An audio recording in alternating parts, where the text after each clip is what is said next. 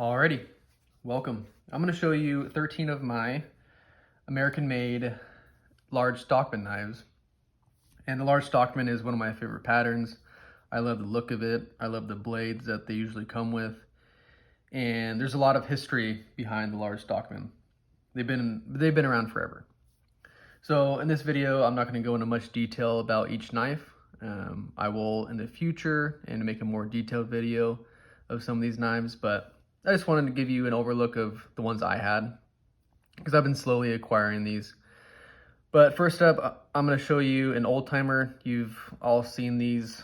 This is very similar to the old timer 8 OT, but this is the 89 OT. And the main difference between the 8 OT and 89 OT is that serrated sheep's foot blade. You can see right there. That's the only difference pretty much. That's the only thing I can really recognize. But you can see right there, Schrade USA 89 OT. I think the addition of the serrated blade is kind of cool. I don't have any serrated blades on any of my Stockmans. But you can see that nice Delrin. I just love the look of Delrin. I don't know what it is, but it is very eye-catching to me. There you have it, the 89 OT. I'm going to stick with Schrade, and here is the brother of the 89, and it is the 885 King Rancher from Uncle Henry. Another good looking knife. You got that stag lawn handle material. It's supposed to imitate stag. Got that fat squirrel shield. And these blades are stainless. You see the Schrade Plus, the plus meaning stainless, 885 UH. And on the 89 OT, the blades are carbon. I forgot to mention that. So they will rust if you don't take care of them or oil them. But these are stainless, so you don't really have to worry about that. But brass liners, nickel silver bolsters, brass pins. Just a good construction. I know a lot of you have these knives and have seen them, but they've been around forever. I think this came out in 1970, this one, 885. So that's what, 50 years? All right, we're gonna move on from Schrade and go to Buck. So this is a Buck 301 Stockman. And this particular one has seen a lot of use. This one was made before 1986 because there's no Tang date stamp on it. But I love a good Buck knife. Buck is one of my favorite brands. There you go. So we got the black plastic handles, stainless steel blades. You only have one pin right here holding that cover on, but over the years it hasn't, or it seemed to haven't come off or even loosened up a little bit. 301. And it looks like this blade has been pretty much ground down to look like a punch, but it was supposed to be a spade blade. And here's your sheep's foot and your clip point.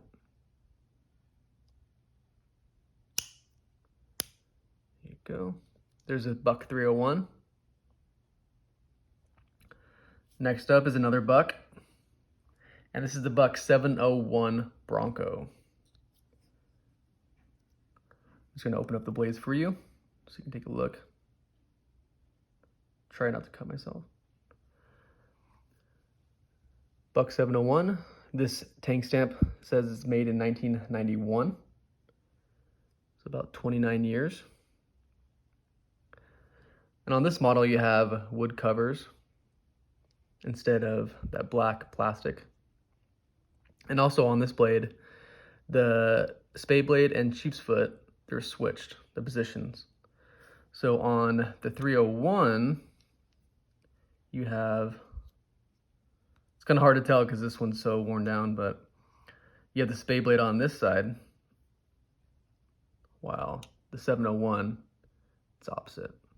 So just a little difference. I'm not sure if that actually helps or makes a difference.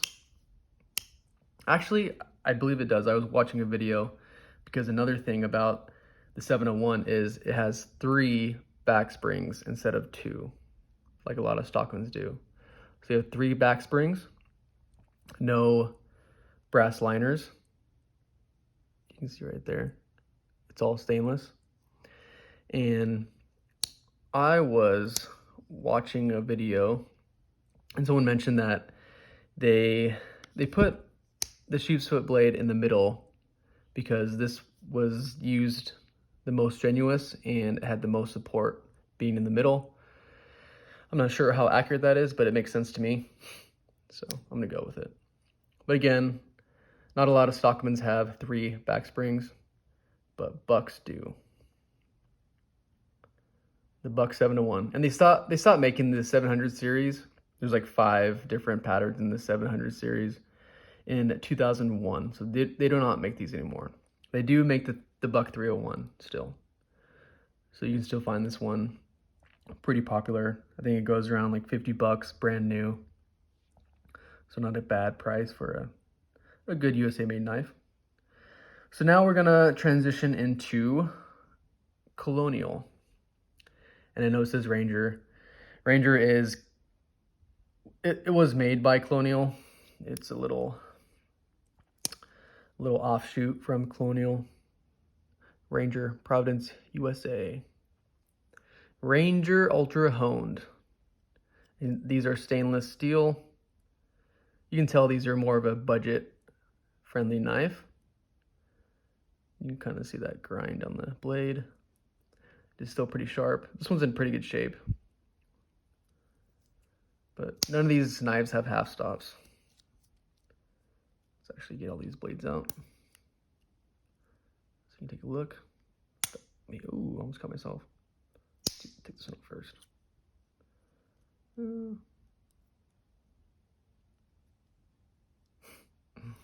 Really trying not to cut myself. Okay, here we go. But a good looking yellow plastic cover. Got that Ranger shield. Good looking knife, I think.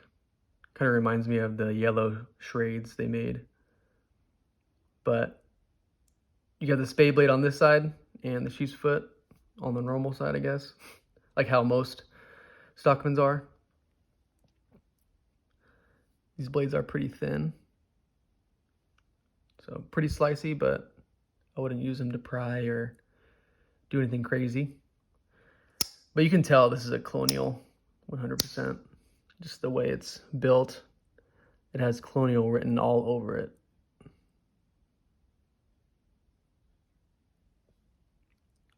But you do have brass pins. Got these silver bolsters.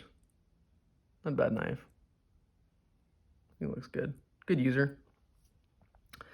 And I believe Colonial made this. It doesn't really say. I couldn't really find much information on where this knife was made, but it is pretty much a clone of the Ranger.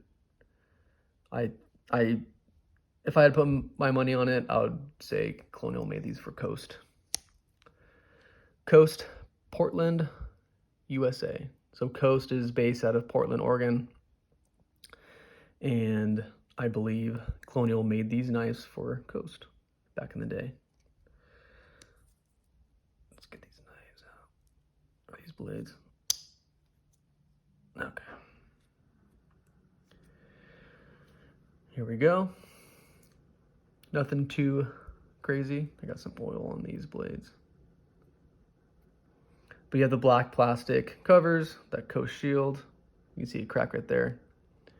You can tell it's been used and looks like it's been hammered a little bit. But again, another budget-friendly knife. The construction is not as great as the Bucks or Schrades, in my opinion, but it will still do the job 100%. There you go. I need to clean this up a little more Got some rust on the pivots, or the rivets, or the pins, sorry.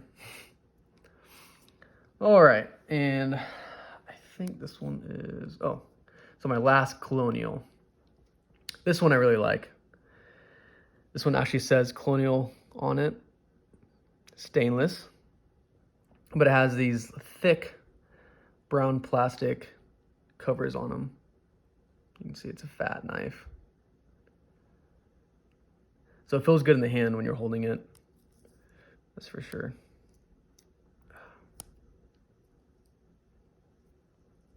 There we go. Stainless blades. Same old back spring setup. You can tell these three are all related because the construction and the back springs and the liners, you can tell they're Colonial knives.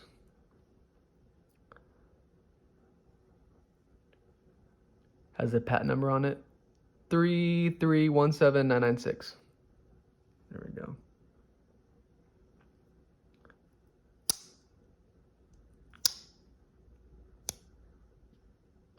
But good knives. I like the long nail neck on these. All right, there's the Colonial.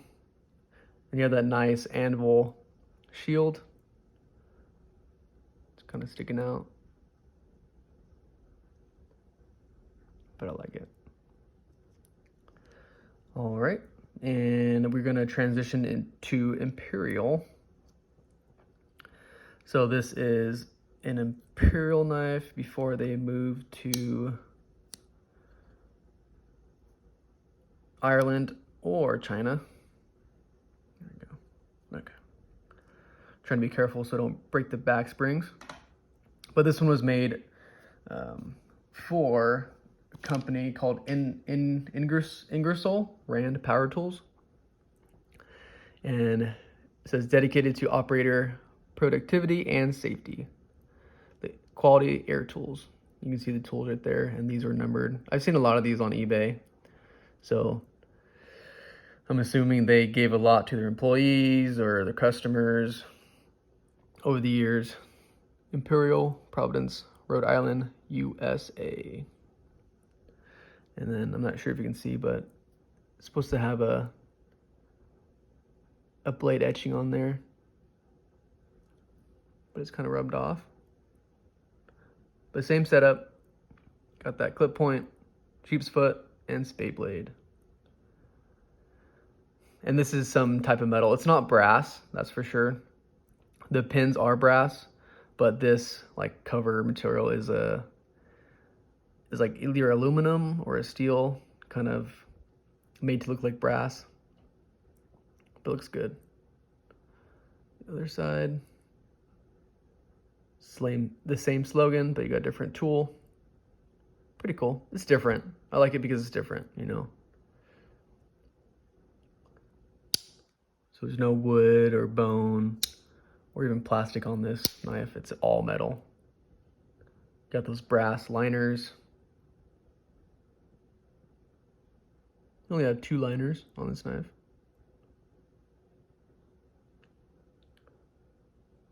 Very cool knife.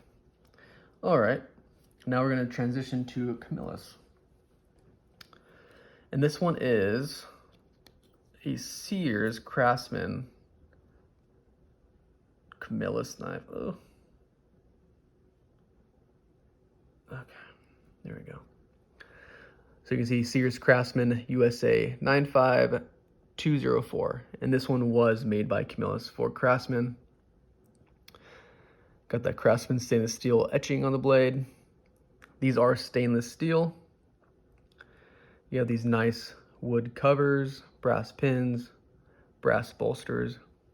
It reminds me of like a buck 110, if you like a buck 110 transformed into a Stockman.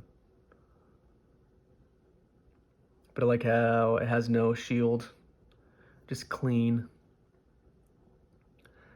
You have brass liners. Good, simple, good looking knife.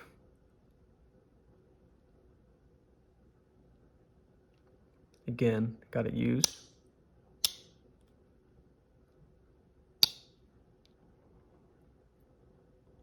But a good constructed knife. All right, this one is very cool. I really like this one. This one is also a Camillus. And I just got this one maybe a week ago.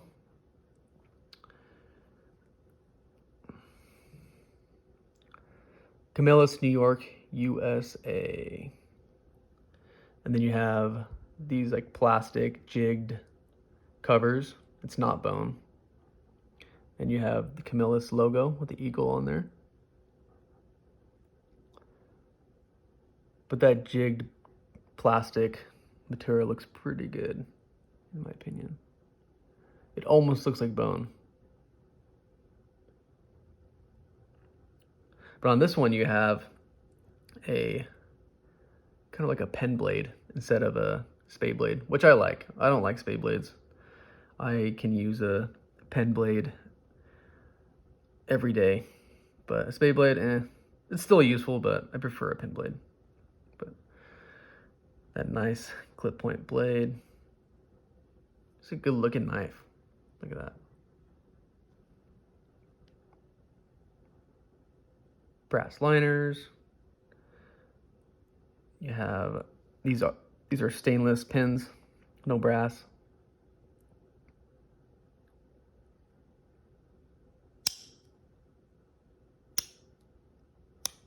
Yeah. Love the snap of knives.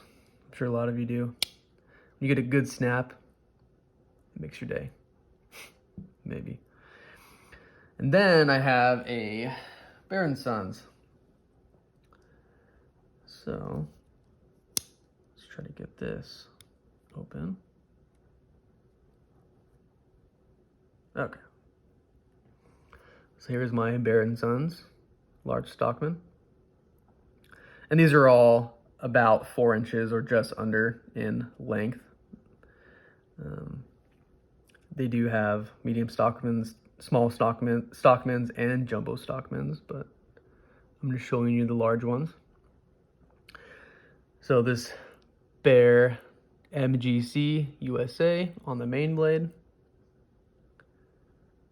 Got a spay and a sheep's foot. And you can tell these blades they're not polished. More like a brushed or a satin finish. And these are, I do not recall if they're stainless or carbon blades. I apologize. But you do have nickel silver bolsters. You have brass pins, only 2 back springs. But I think Bear & Sons does a good job. Only 1 pin holding the covers on. But that wood looks really cool. Really nice. And this is walnut covers. That I do know. Okay.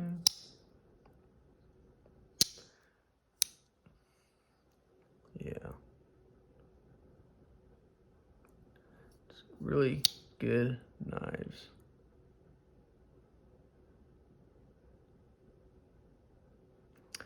There's the Bear.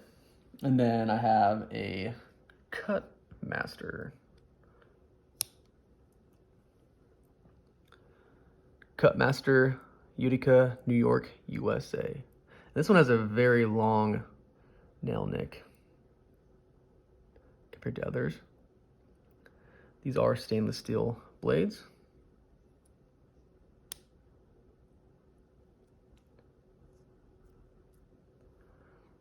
There you go. You do have these, again, jigged plastic covers. They're not bone, but they look really similar to bone, I think. You have brass liners. You can see like 2 liners sitting next to each other right there. Brass pins. Nickel silver bolsters. Another pretty knife from Kutmaster. This one's in pretty good shape.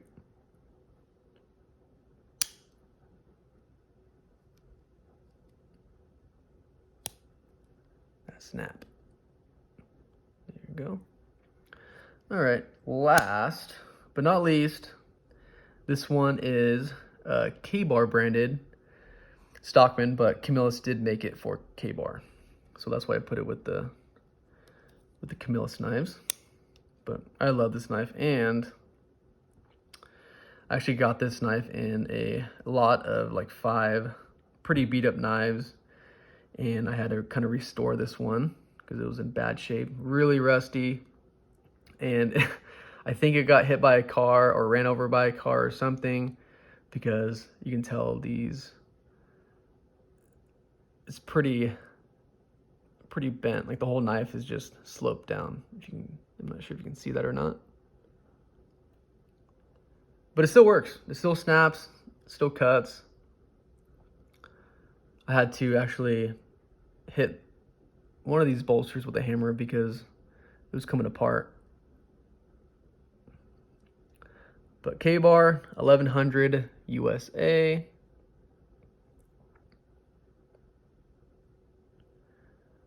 I don't know if these blades are stainless or carbon. They look like they're carbon. Yeah. But you have that jigged plastic material again that Camillus seems to love. You have 2 back springs, brass liners, nickel silver bolsters. Kabar put out a lot of slip joints back in the day. You can find them on eBay. They usually contracted them out though, so other companies made them for them, like Camillus and I'm not sure if, Schrade made some Kabars. They're slip joints. But there you have it. There are 13 of my USA made large Stockmans. I hope you enjoyed that. I'll be posting more videos of some of these knives more in depth, and I'll go into more detail about the history about them. So if you're interested, just stay tuned. All right, thank you for watching.